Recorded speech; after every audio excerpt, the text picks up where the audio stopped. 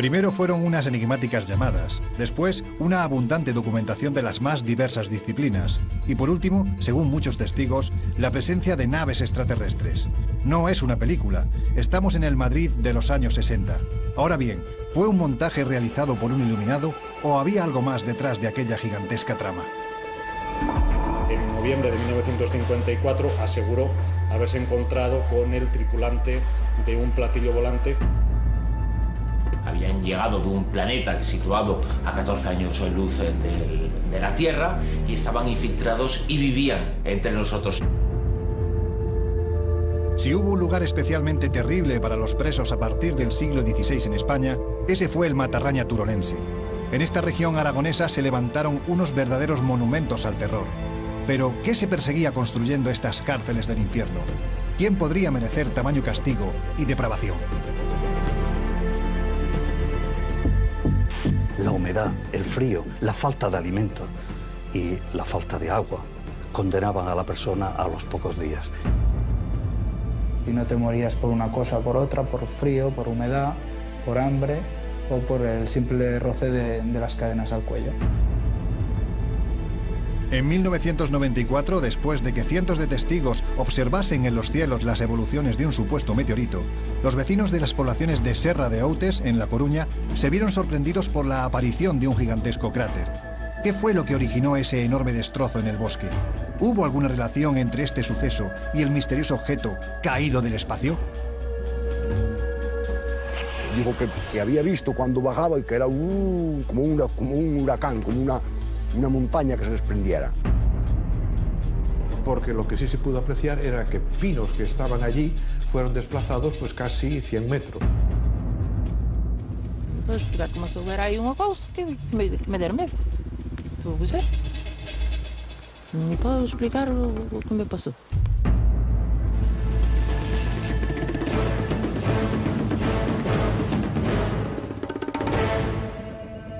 Esta es la estrella enana roja Gliese 581. Se encuentra a 20 años luz de la Tierra.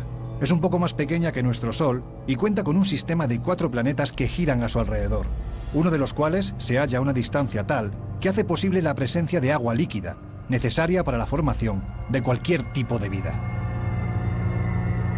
Llegar hasta allí se antoja improbable, no al menos para nuestra generación y posiblemente tampoco para las inmediatamente venideras.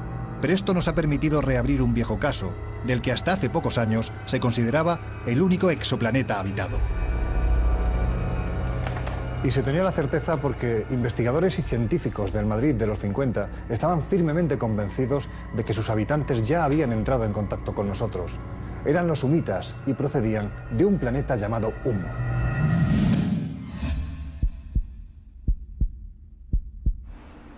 Imaginemos por unos instantes esta calle hace 60 años. Madrid era una ciudad efervescente, que lograba salir de la terrible década de las hambrunas y que deseaba saber más de ciencia, de arte, de historia, pero también de supuestas civilizaciones que habitaban en las lejanías siderales. En este lugar dio comienzo todo. Allá por los años 1954 empezó a darse en Madrid una serie de fenómenos que en principio no saltaron a la luz y en los que estaba implicado un empleado entonces de Telefónica que era Fernando Sesma. Fernando Sesma dedicó su atención a un tema entonces emergente como era el de los platillos volantes y decidió formar una especie de tertulia para tratar de esos temas. Esa tertulia luego derivó en la Sociedad de Amigos de Visitantes del Espacio, que fue la primera entidad de esas características legalizada en España. Finalmente, en el año 1956, pues vienen a recalar en el antiguo Café León y concretamente en su sótano, la Ballena Alegre, y a partir de ese momento el nombre de la Ballena Alegre pues va a ligarse indisolublemente con el grupo de Sesma y con los Amigos del Espacio pues durante los 20 y tantos años siguientes. La presencia de presuntos visitantes de otros mundos estaban provocando un interés en la sociedad española a través de estos individuos, de estos hombres de cultura que se reunían en cafés, que se reunían en centros literarios, en ateneos. Y el suceso de Alberto San Martín tuvo mucho que ver con la explosión y con los comentarios que se dieron a conocer en esos centros. Un enfermero llamado Alberto San Martín, el cual en noviembre de 1954 aseguró haberse encontrado con el tripulante de un platillo volante cerca de la carretera de La Coruña y con la particularidad de que ese presunto extraterrestre le entregó una especie de presente o de regalo que consistía en una piedra de tipo cúbico y que en una de sus caras tenía 9 signos grabados. Se le dio un significado mesiánico, era un mensaje que querían transmitir los extraterrestres a los terrestres. Era la primera vez que ocurría algo así en España y eso provocó que tuviera una enorme repercusión. La piedra fue analizada por el profesor del Instituto Madrileño de Mineralogía, Pedro García Bayón Campomanes, quien no tuvo reparo en afirmar que aquella piedra era rarísima y daba reacciones muy extrañas. Fue la primera prueba, la evidencia para Sesma y su cada vez más nutrido grupo de que estaban contactando con los extraterrestres. A partir de enero de 1966, Fernando Sesma empieza a recibir unas llamadas telefónicas siempre realizadas por la misma persona, que se le presentaba como un habitante o expedicionario del planeta Unmo. A continuación, o en los días siguientes, le enviaría una serie de mensajes y esas serían las primeras cartas e informes unmitas conocidos. Era básicamente una historia política, social, religiosa, lingüística, de lo que era su cultura y su civilización. Habían llegado de un planeta situado a 14 años luz de la Tierra y estaban infiltrados y vivían entre nosotros y querían dar algunas pequeñas pistas de su existencia. Habla de cosas verdaderamente curiosas, como por ejemplo un sistema de transporte que no conocíamos en ese momento en la Tierra, basado en anillos toroidales que iban perfectamente protegidos. Había cartas que se referían a temas de cosmología, de astronomía, de medicina, en este caso de unas materias que entonces, en los años 66 y 67, pues todavía no se trataban demasiado, como era la biogenética. Querían mejorar nuestra vida. Eso más o menos es lo que querían transmitir, pero no existía un mensaje mesiánico como se había producido hasta ese momento en todos los otros contactados que existían en el mundo. Y esto fue quizá lo que condujo al éxito y a la repercusión, a las comunicaciones de los sumitas. Durante estos supuestos primeros contactos se produjeron situaciones insólitas, casi esperpénticas, como esta comunicación telefónica dirigida al ingeniero Enrique Villagrasa por un supuesto humita. No formulen preguntas a sus hermanos. ¿Sí? ¿Reunidos? A mis hermanos. Sí. Ah, bien, de acuerdo. O sea, no desean que formulemos preguntas a sus hermanos. Fernando Sesma no albergaba dudas de la realidad del contacto, ni sus seguidores tampoco. Únicamente precisaban de una prueba física, y esta llegó el 7 de febrero del año 1966. Según la agencia de noticias Cifra, varios testigos vieron como un objeto, un platillo volante, como los que entonces tanto se veían, y con el signo de humo en la panza del artefacto, había tomado tierra en el barrio de Aluche, en Madrid. Ahí se revelaba ya la identidad de un tal señor Jordán, el cual afirmaba que en un momento dado observó cómo prácticamente se le echaba encima un objeto de color anaranjado y de forma vagamente triangular. Ese objeto fue descendiendo hasta que aterrizó a una distancia corta de donde él se encontraba. Los sumitas no anunciaban su presencia y no decían vamos a pilotar una de nuestras naves sobre tal ciudad, pero esta fue la única de las ocasiones en la que lo habían hecho y esa agencia venía a confirmar con aquella noticia y con aquel teletipo que los ovnis efectivamente habían sobrevolado Madrid a muy pocos kilómetros de la capital. Por tanto, el caso del aterrizaje de Aluche habría sido una primera confirmación de que los mensajes o la experiencia que estaba viviendo Fernando Sesma podía ser algo bien real. En este mismo campo vestido de tonos ocres se produjo el supuesto aterrizaje de Aluche. Y aquí quedaron como prueba de aquel suceso 3 huellas profundas formando un gran triángulo, rectangulares, con una suerte de aspas en su interior y separadas unas de otras aproximadamente 6 metros. Era la prueba definitiva de que habían aterrizado allí. En mayo del 64, un operador de cámara estaba en la base naval, creo que es, de los norteamericanos, en las Bahamas, y por la noche, mientras estaba preparando el teodolito, iban a hacer un lanzamiento de un misil, de un submarino, no sé qué, entonces de repente aparecieron 3 objetos con la famosa H de humo o lo que sea en la panza, ¿no? Y el tipo lo filmó. Inmediatamente llegaron, en cuanto los objetos se fueron, llegaron los norteamericanos y requisaron la película. Esa es una de las muchas pruebas que hay de que el fenómeno humo respecto a las naves con la famosa H es cierto.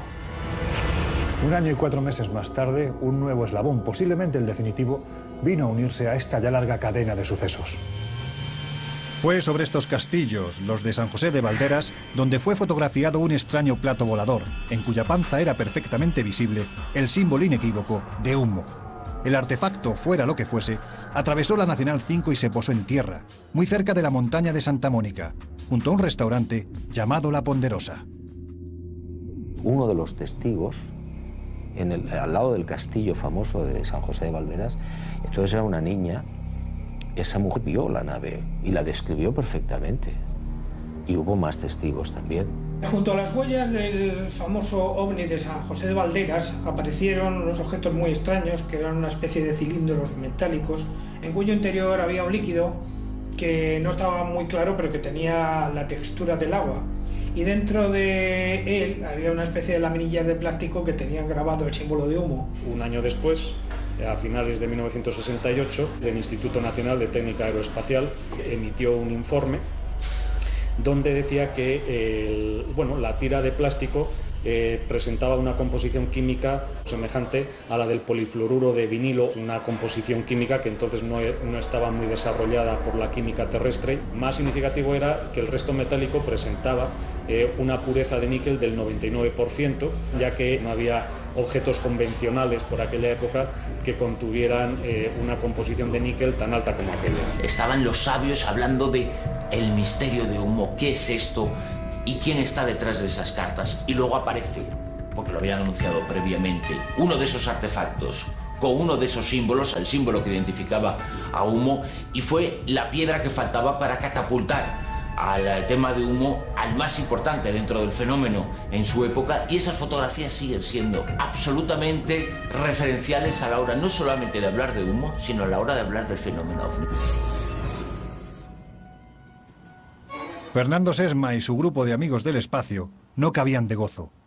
La presencia de humitas era indiscutible, pero la euforia se fue apagando y las dudas aparecieron.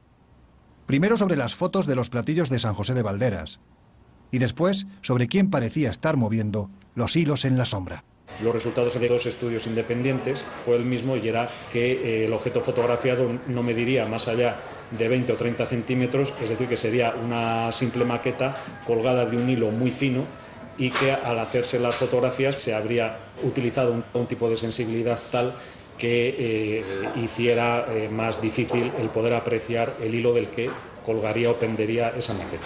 Los negativos los analizó, entre otros laboratorios, el Laboratorio de Imagen de la Guardia Civil en Madrid.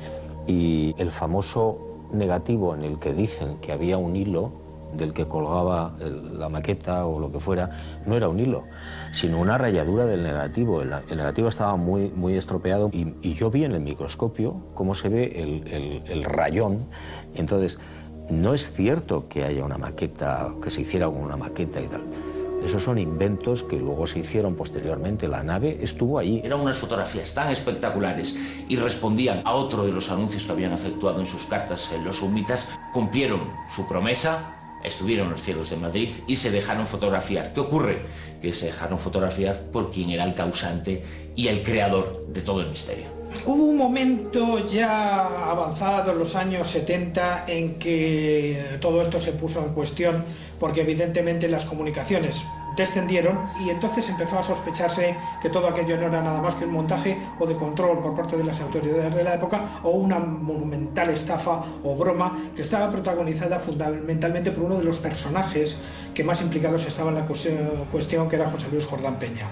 La verdad es que Jordán Peña, en cada una de las reuniones que se iban produciendo en los diferentes cafés madrileños en los que se juntaban los aficionados al mundo de los extraterrestres y de las visitas de los humitas, él parecía tener siempre más información. Él tenía acceso a información de primera mano dentro del mundo científico y utilizaba esas informaciones para transmitirlas y hacerlas pasar por mensajes y por conocimientos que tenían los extraterrestres. todos empezamos a darnos cuenta de que había demasiadas casualidades, había demasiada letra pequeña en todo aquello que solo podía conocer este hombre, y a partir de ese momento se nos desmontó totalmente el caso, y luego al final él terminó reconociendo que efectivamente él había sido el autor de toda la historia del planeta Humo. Hubo que esperar casi 20 años para que esas sospechas se hicieran firmes y para que él finalmente acabara confesando su participación en la creación de Humo. Hay muchísimas dudas, o sea, yo lo he investigado un poquito, bastante. Hay parte del tema que sí probablemente alguien ha metido la mano, por supuesto. Pero hay otra parte del fenómeno desde su arranque que es auténtico. Lo que pasa es que es muy incómodo. Para mucha gente es muy incómodo el tema. Pero aún quedaba una sorpresa. En 1989, la agencia soviética TASS informó a medio mundo que en la ciudad rusa de Voronezh, varios niños aseguraban haber visto un extraño objeto aterrizando en un parque y descendiendo de él dos seres muy altos. Al dibujar el artefacto, en la base del mismo, aparecía el misterioso símbolo humita. Mi opinión sobre el tema Humo es que desde luego es muy improbable, por no decir imposible, que nos encontremos ante una historia de origen extraterrestre. Cabe la posibilidad de que pudiera haberse tratado de algún tipo de ensayo, de experimento de tipo sociológico, donde la voz cantante quizá la hubieran podido llevar algunas de las personas que inicialmente estuvieron relacionadas con el tema, o bien que hubieran servido a otros intereses que de momento permanezcan en el anonimato. La verdad es que al principio creía pelos puntillas en todo ello. Hoy, desde la perspectiva que tengo, sé que todo aquello era absolutamente falso. Mi opinión personal es que Humo es exactamente eso, un fraude que hizo Jordán Peña y que ha hecho elevar la imaginación de mucha gente hasta construirlo en una especie de teofanía alrededor de la ufología. Yo pienso que el fenómeno es real, aunque alguien ha metido la mano y ha contaminado el caso. Yo creo que hay que investigarla bien y no dejarse influenciar, ¿no?, por las cosas que dice uno y que dice otro. Aparte que esa persona que metió la mano es un mentiroso patológico. Se le han pillado en 27.000 mentiras de todos los colores. Por tanto, no tiene credibilidad, aunque diga la verdad. Tengo la sospecha de que detrás de todas aquellas cartas y detrás de la mayor parte de información asociada a Humo está José Luis Jordán Peña, su entorno y personas que, de forma independiente, completan la labor y la misión de Jordán Peña. Por lo tanto, no hay más conclusión que decir que se trató de un gran fraude y que no hay que creérselo, pero es digno de estudio como ninguna otra cosa. Sobre este asunto son demasiadas las dudas que planean. ¿Cómo pudo Jordán Peña, él solo, escribir miles de páginas de un altísimo contenido técnico y científico, enviándolas además desde diferentes partes del mundo? Es por ello que son muchos todavía, curiosos e investigadores, escritores e incluso algún político, que piensan que más allá de nuestro cielo, a 14,6 años luz de nosotros, sigue habiendo un planeta habitado llamado Humo.